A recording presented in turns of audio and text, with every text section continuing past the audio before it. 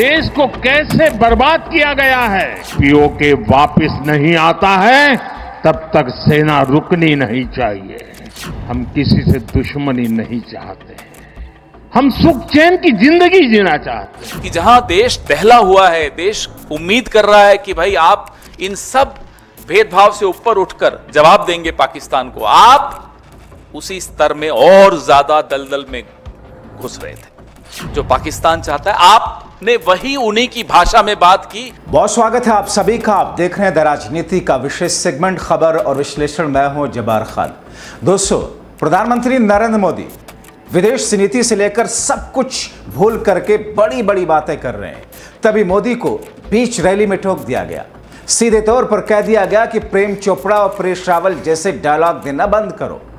असल मुद्दे पर आइए। ऑपरेशन सिंदूर के बाद भारत ने क्या पाया? वो आतंकी कहां है जिसने 26 निर्दोष लोगों की जानें ली? 1 महीने हो गए, लेकिन अब तक वो आतंकी कहां, किस बिल में जाकर छुपे हैं? सवाल पीएम मोदी को इसका देना था, लेकिन जवाब कुछ जब इस तरीके से देने लगे तो किसी को बीच रैली में कहना पड़ा कि प्रेम चोपड़ा परेश रावल वाला डायलॉग आपसे नहीं सुनना है। सुनिए मोदी ने क्या कहा था। मैं नई पीढ़ी को कहना चाहता हूं, देश को कैसे बर्बाद किया गया है।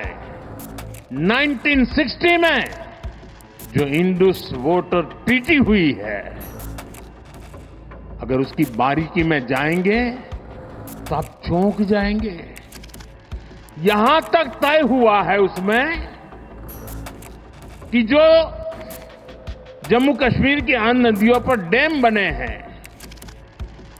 उन डैम का सफाई का काम नहीं किया जाएगा, डिसिल्टिंग नहीं किया जाएगा, सफाई के लिए जो नीचे की तरफ गेट है वो नहीं खोले जाएंगे।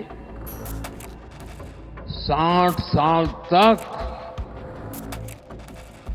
ये गेट नहीं खोले गए और जिसमें 100% पानी भरना चाहिए था, धीरे धीरे इसकी कैपेसिटी कम हो गई, 2%, 3% रह गया। क्या मेरे देशवासियों को पानी पर अधिकार नहीं है क्या? उनको उनके हक का पानी मिलना चाहिए, नहीं मिलना चाहिए क्या? और अभी तो मैंने कुछ ज्यादा किया नहीं है। अभी तो हमने कहा है कि हमने इसको एबेंस में रखा है, वहां पसीना छूट रहा है, और हमने डैम थोड़े खोल करके सफाई शुरू की। जो कूड़ा कचरा था वो निकाल रहे हैं। इतने से वहां फ्लड आ जाता है। हम किसी से दुश्मनी नहीं चाहते, हम सुख चैन की जिंदगी जीना चाहते हैं। हम प्रगति भी इसलिए करना चाहते हैं कि विश्व की भलाई में हम भी कुछ योगदान कर सके। 1947 में जब मां भारती के टुकड़े हुए, कटनी चाहिए थी तो जंजीरें, लेकिन काट दी गई भुजाएं। देश के 3 टुकड़े कर दिए गए और उसी रात पहला आतंकवादी हमला कश्मीर की धरती पर हुआ। मां भारती का एक हिस्सा आतंकवादियों के बलबूते पर, मुजाहिदों के नाम पर पाकिस्तान ने हड़प ले लिया। अगर उसी दिन इन मुजाहिदों को मौत के घाट उतार दिया गया होता, और सरदार पटेल की इच्छा थी कि पीओके वापस नहीं आता है तब तक सेना रुकनी नहीं चाहिए, लेकिन सरदार साहब की बात मानी नहीं गई और ये मुजाहिदीन जो लहू चख गए थे, वो सिलसिला 75 साल से चला है। पहलगाम में भी उसी का विकृत रूप था।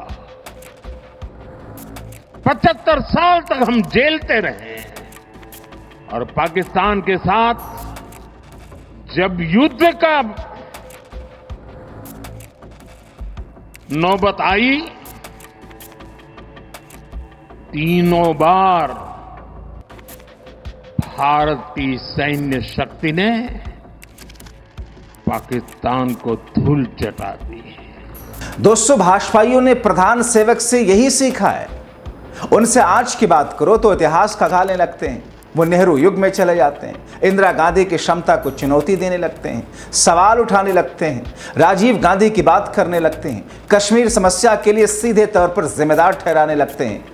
अरे भाई, आपके पास तो मौका था 2 दिन, और आप अगर हमारी सेना को खुली छूट दे देते, पीओके तो अपना होता। अब इसी पर पवन खेड़ा ने मोदी को बॉलीवुड में विलेन के पात्र निभाने वाले प्रेम चोपड़ा और परेश रावल के किरदार से नवाज दिया। जो पीड़ादायक बात है, जो शर्मनाक बात है, वो क्या है कि एक तरफ कांग्रेस पार्टी, पूरा देश, पूरा विपक्ष देश हित में डटा हुआ है आज तक, लेकिन 22 तारीख अप्रैल की रात से आज तक भाजपा की जो ओछे दर्जे की राजनीति, बहुत निम्न स्तर की राजनीति, उसमें कहीं कोई रोक टोक नहीं, वो रुके नहीं, वो उसी निम्न स्तर पे लगे रहे, अभी भी लगे हुए हैं। और अपना जो विभाजनकारी उनका एजेंडा है, एक तरह से माफ कीजिएगा, उन्होंने आपदा में अवसर ढूंढा। पूरे देश में आवाज उठ रही थी कि पाकिस्तान को जवाब दिया जाए, आतंकियों के खिलाफ कदम उठाए जाएं। भाजपा के लोग कश्मीर के छात्र छात्राओं के साथ दुर्व्यवहार कर रहे थे। देश की जो अकलियत है, माइनॉरिटी है, मुसलमान है, उनके साथ दुर्व्यवहार कर रहे थे। सोशल मीडिया पर क्या कर रहे थे, आपके सामने है। आपदा में अवसर इसीलिए कहते हैं। और जो आधिकारिक सोशल मीडिया हैंडल्स हैं, उसमें एक धार्मिक उन्माद फैलाने की चेष्टा की गई।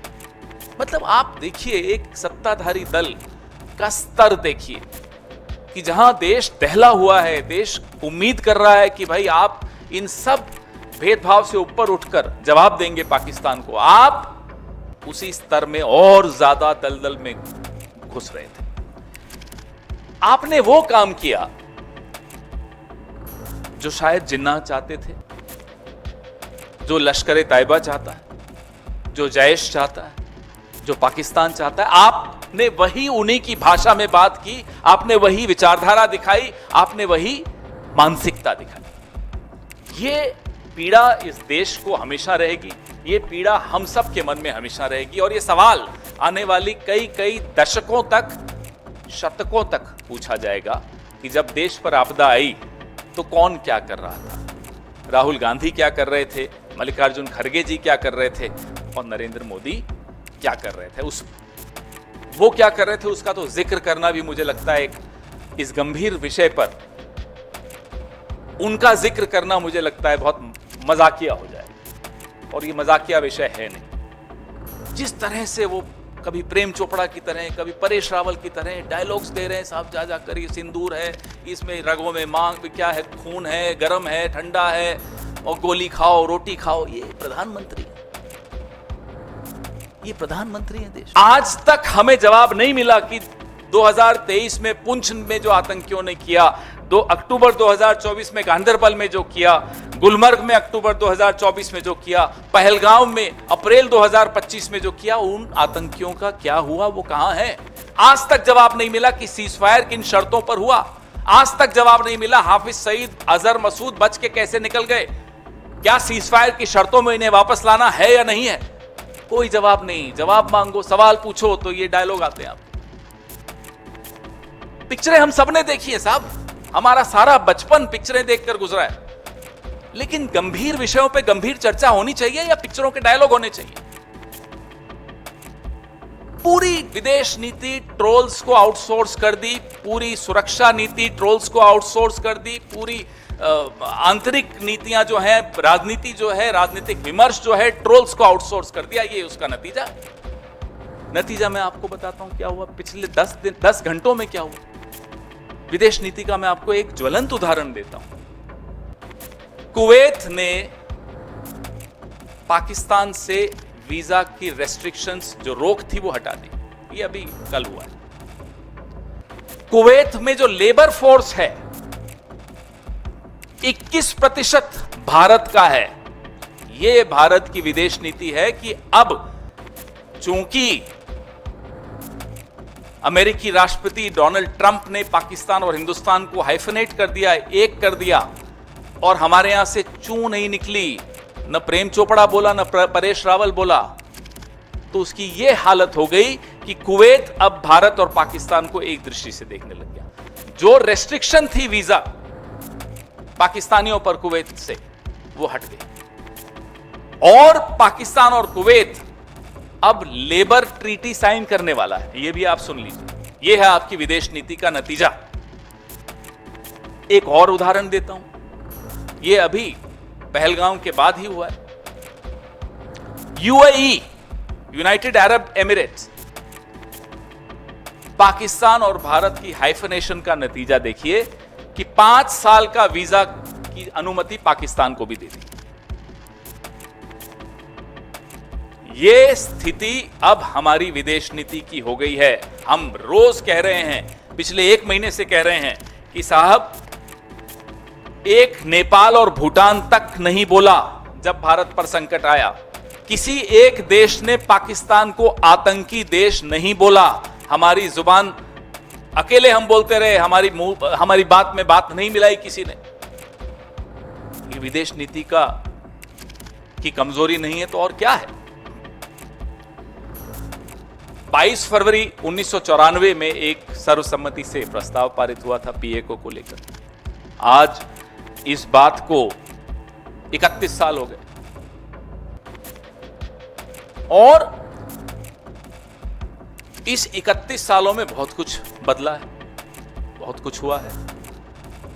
लेकिन जो मई 2025 के इस द्वंद्व में मालूम पड़ा, वो बहुत चिंता का विषय है कि कैसे चीन और पाकिस्तान एक होकर टेक्नोलॉजी के माध्यम से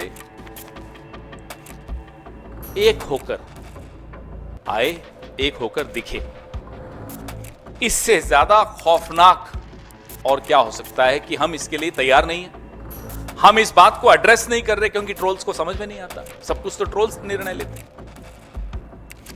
हमारी नीति क्या है, हम इसका कैसे जवाब दे रहे हैं। हम हाइफनेशन होने दे रहे हैं, हम अलग थलग होते चले जा रहे हैं विश्व समुदाय में। अभी कल ईरान ने खुलकर पाकिस्तान को बोला, और ये वही ईरान है जिसके खिलाफ आपके ट्रोल्स टीवी पे, जिनको ये लोग भेजते हैं एक्सपर्ट बना बना के, आपने देखा पिछले 1 महीने में उस एक ट्रोल नहीं, अनेक ट्रोल हैं, ईरान के ऊपर कितनी भद्दी टिप्पणियां की। ये वही ईरान है जिसमें दशकों की मेहनत सरकारों ने की, कांग्रेस की सरकारों ने की और सरकारों ने की, कि आज भी वो पाकिस्तान को खुलकर उसने चुनौती दी कि आप आतंक को शरण देते। और कोई न नेपाल न भूटान, छोड़ दीजिए, कोई नहीं आया। तो ये सब बहुत गंभीर विषय हैं जिनको मुझे नहीं लगता कि सरकार बहुत गंभीरता से इसको एड्रेस कर रही है। दोस्तों, पवन खेड़ा कह रहे हैं, जहां एक तरफ कांग्रेस पार्टी और पूरा विपक्ष देश हित में डटा हुआ है, वहीं 22 अप्रैल की रात से आज तक बीजेपी की ओछी राजनीति में कोई कमी नहीं आई। एक तरफ पूरे देश में आवाज उठ रही थी, पाकिस्तान को जवाब दिया जाए, आतंकवादियों के खिलाफ कदम उठाए जाए, वहीं बीजेपी के लोग कश्मीर के छात्र छात्राओं के साथ दुर्व्यवहार कर रहे थे, देश के अल्पसंख्यकों के साथ दुर्व्यवहार कर रहे थे। बीजेपी द्वारा अपने अधिकारी सोशल मीडिया हैंडल से एक धार्मिक उन्माद फैलाने की कोशिश की जा रही थी। ये एक सत्ताधारी दल का स्तर है। सच्चाई यह है कि बीजेपी ने आपदा में अवसर ढूंढा, जो बहुत ही पीड़ादायक बात है। इसीलिए सवाल आने वाले कई दशकों तक पूछे जाएंगे कि जब देश में आपदा आई थी तो कौन क्या कर रहा था। दोस्तों, कांग्रेस प्रवक्ता पवन खेड़ा ने पीएम मोदी के एक और वीडियो को पोस्ट किया, जिसमें मोदी खुले तौर पर कबूल रहे हैं कि उनके शासन में चीन से यारी बढ़ी है। हम गांव-गांव व्यापारियों को शपथ दिलवाएं, व्यापारियों का कितना ही मुनाफा क्यों ना हो, आप विदेशी माल नहीं बेचोगे। लेकिन दुर्भाग्य देखिए, गणेश जी भी विदेश से आ जाते हैं। छोटी आंख वाले गणेश जी आएंगे, गणेश जी की आंख भी नहीं खुल रही है। होली होली रंग छिड़कना है, बोले विदेशी। हमें पता था, आप भी अपने घर जाकर के सूची बनाना। सचमुच में ऑपरेशन सिंदूर के लिए एक नागरिक के नाते मुझे एक काम करना है। आप घर में जाकर सूची बनाइए कि आपके घर में 24 घंटे में सुबह से दूसरे दिन सुबह तक कितनी विदेशी चीजों का उपयोग होता है। आपको पता ही नहीं होता है। आप हेयर पिन भी विदेशी उपयोग कर लेते हैं, कंघा भी विदेशी होता है, दांत में लगाने वाली जो पिन होती है वो भी विदेशी घुस गई है, हमें मालूम तक नहीं है, पता ही नहीं है दोस्तों। देश को अगर बचाना है, देश को बनाना है, देश को बढ़ाना है, तो ऑपरेशन सिंदूर ये सिर्फ सैनिकों के जिम्मे नहीं है। ऑपरेशन सिंदूर 140 करोड़ नागरिकों के जिम्मे है। तो सुना आपने, मेक इन इंडिया के जुमले की पोल खोल साहब ने खुद ही कर दी। अपने मुंह से बोल रहे हैं कि हेयर पिन से लेकर गणेश जी तक सब विदेशी बिक रहा है भारत के बाजार में। ये सब चीन से आ रहे हैं। तो सवाल है कि चीन जो भारत के खिलाफ जाकर खुलकर पाकिस्तान का साथ दे रहा है, उस चीन के खिलाफ सरकार का एक्शन याराना वाले लेवल का क्यों है? आप क्या कहते हैं? अपनी राय कमेंट बॉक्स में जरूर लिखें। अभी के लिए इतना ही, बहुत शुक्रिया।